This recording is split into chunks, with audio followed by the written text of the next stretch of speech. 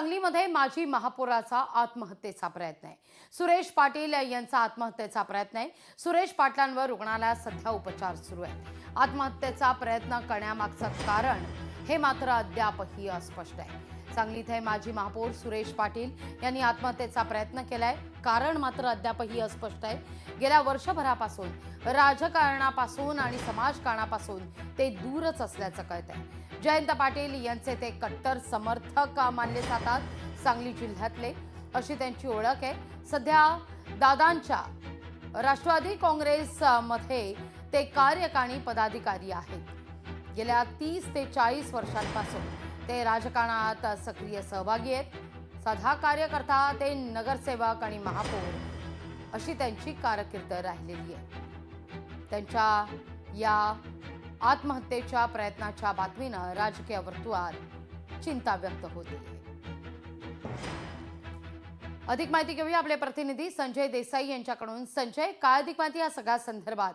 काही कारण यामागचं कळू शकलंय का? काही संकेत मिळतात का? लागवी काल अचानकपणे सकाळी सांगलीचे माजी महापौर सुरेश पाटील हे आत्महत्येचा प्रयत्न करत असतानाच कळालं।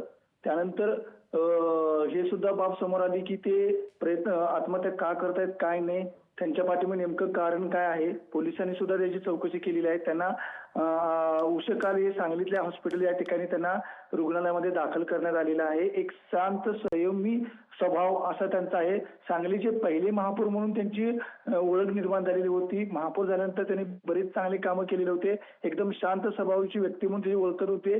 त्यांचं सांगली मार्केट या ठिकाणी हळदीचं सुद्धा मोठा व्यापारी म्हणून त्यांना ओळखलं जायचं।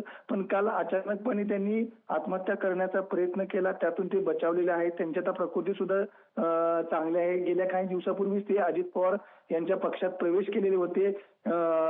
गेल्या दोन टर्मच्या अगोदर ते आमदारकीला सुद्धा उभारलेले होते। अगोदर जयंत पाटील यांचे कट्टर समर्थक म्हणून ते ओळखले जायचं। पण आत्महत्या करण्याचं कारण नेमकं अजूनही समजलेलं नाहीये लागवी। निश्चित संजय, धन्यवाद तुम्ही दिलेल्या एकूणच या सविस्तर माहिती करता।